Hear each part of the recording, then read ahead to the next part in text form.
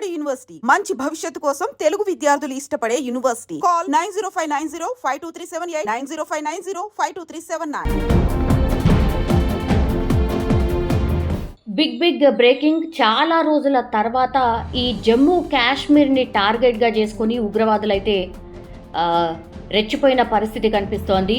Mini స్విట్జర్లాండ్గా పిలుస్తారు ఈ ప్రాంతాన్ని. ఇది అనంతనాగ్ జిల్లా పహల్గామ్ సమీపంలో బైసరన్ లోయలో ఉంటుంది. సో పర్యాటకులు చాలా పెద్ద ఎత్తున వస్తూ ఉంటారు, ఎందుకంటే ఆ సైట్ సీయింగే చాలా చాలా ఆహ్లాదకరంగా ఉంటుంది.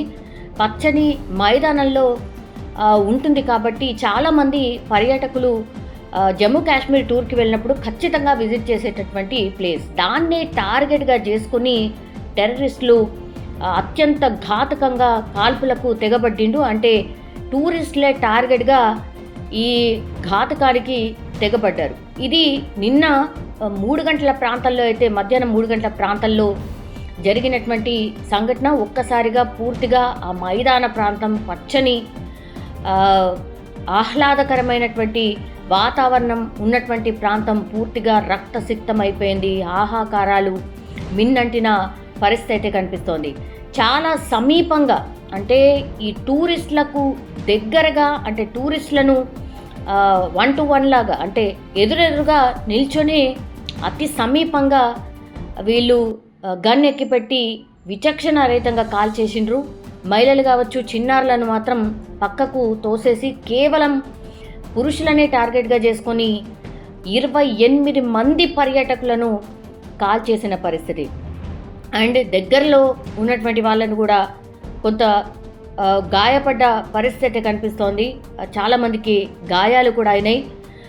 కాల్పుల శబ్దం విన్న తర్వాతనే భద్రతా బలగాలు అక్కడికి చేరుకున్నట్టుగా ప్రత్యక్ష సాక్షులు చెప్తున్నారు. అంటే 20 నుంచి 30 నిమిషాలు పట్టింది అక్కడికి రావడానికి అనేటువంటిది. అయితే హుటాహుటిన ఇప్పుడు ప్రధాని మోడీ కావచ్చు, అండ్ దాని తర్వాత కేంద్ర హోంశాఖ మంత్రి అమిత్ షా ఆల్రెడీ నిన్న రాత్రే శ్రీనగర్కి అయితే చేరుకున్నారు.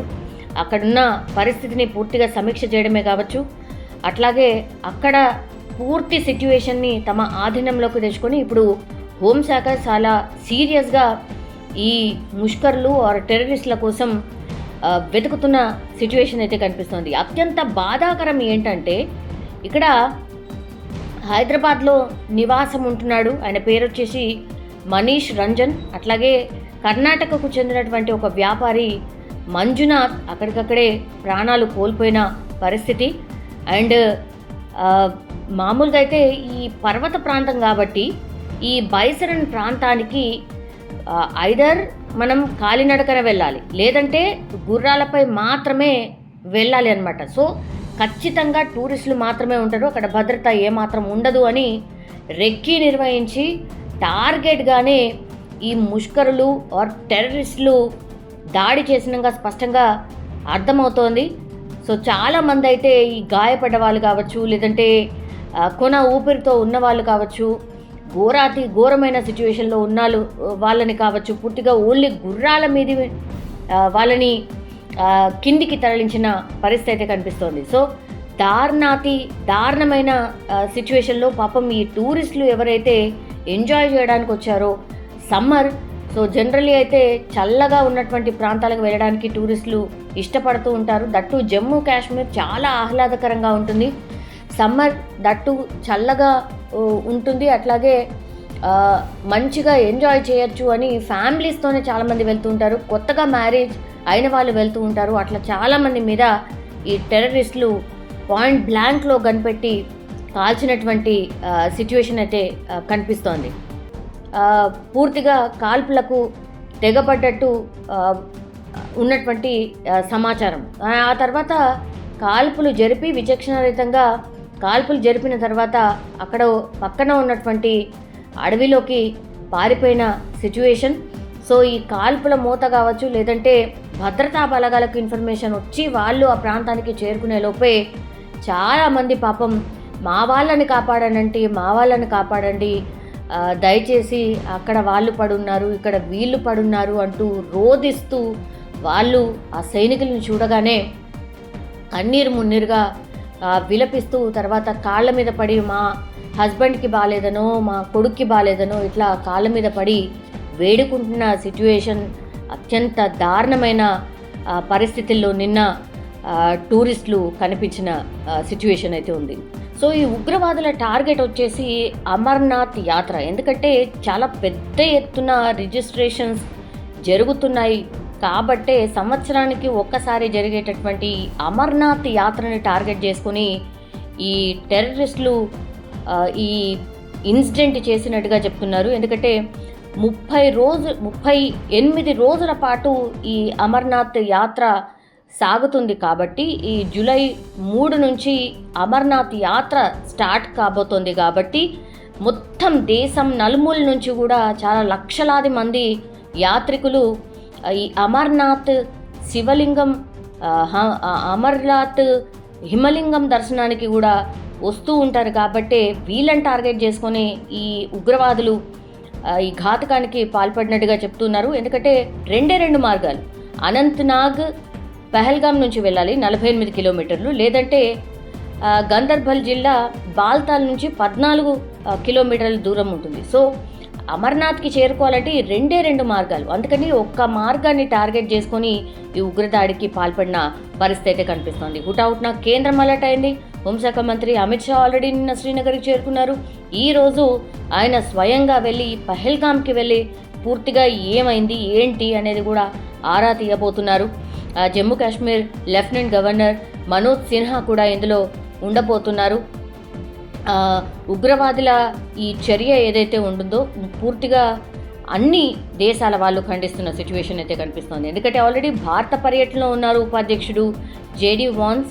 సో వాళ్ళు కూడా దిగ్భ్రాంతి వ్యక్తం చేసిన పరిస్థితి. ఇజ్రాయెల్ కూడా దీన్ని తీవ్రంగా ఖండించిన సిచ్యువేషన్. రాష్ట్రపతి ముర్ము అయితే పర్యాటకులపై కాల్పులు అత్యంత హేయమైన చర్య అంటూ ఆమె కామెంట్ చేసిన సిచ్యువేషన్ అయితే కనిపిస్తోంది. మేము దృఢ సంకల్పంతో ఉన్నాం, ఉగ్ర నిర్మూలనే లక్ష్యంగా మేము ముందుకు కదలబోతున్నాం, ఇది హేయమైనటువంటి చర్య అంటూ కూడా ప్రధాని మోడీ ఆయన కూడా ఖండించిన సిచ్యువేషన్ అయితే కనిపిస్తోంది. అయితే వీళ్ళు మనుషులు కాదు మృగాలే అంటూ ఉమర్ అబ్దుల్లా కూడా ఆయన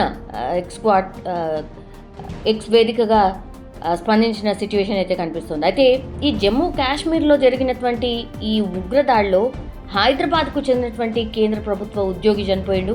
కోటిలోని సబ్సిడరీ ఇంటెలిజెన్స్ బ్యూరో కార్యాలయంలో ఆయన సెక్షన్ అధికారిగా పనిచేస్తున్నారు. ఆయన పేరు వచ్చేసి మనీష్ రంజన్.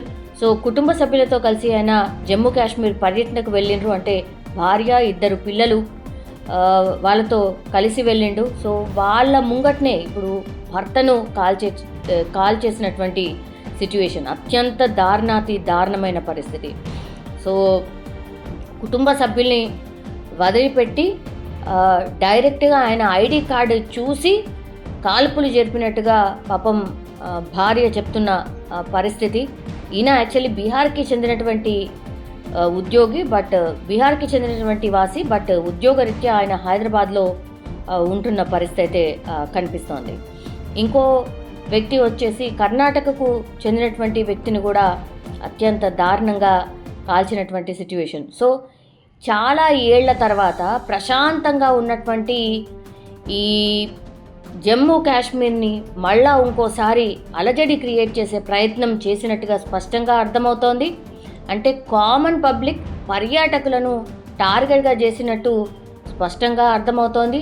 ఒక భయాన్ని కలిగించే విధంగా ఈ ఇన్సిడెంట్ స్పష్టంగా కనిపిస్తోంది. సో మీరు ఇప్పుడు అందరు ప్రశాంతంగా ఉన్నారు కదా, అట్లెట్లా ఉంటారు అని మేము ఇంకా మిమ్మల్ని టార్గెట్ చేసే ఉన్నాము అనే ఒక మెసేజ్ని పంపించడానికే ఇట్లా భారత్ మీద ఈ ఉగ్రదాడి చేసినట్టుగా స్పష్టంగా అర్థమవుతున్న పరిస్థితి.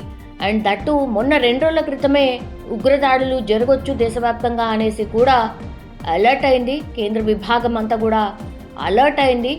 కానీ మరి ఎక్కడ మిస్ అయింది, మరి ఏం జరిగిందో ఏంటో తెలియదు.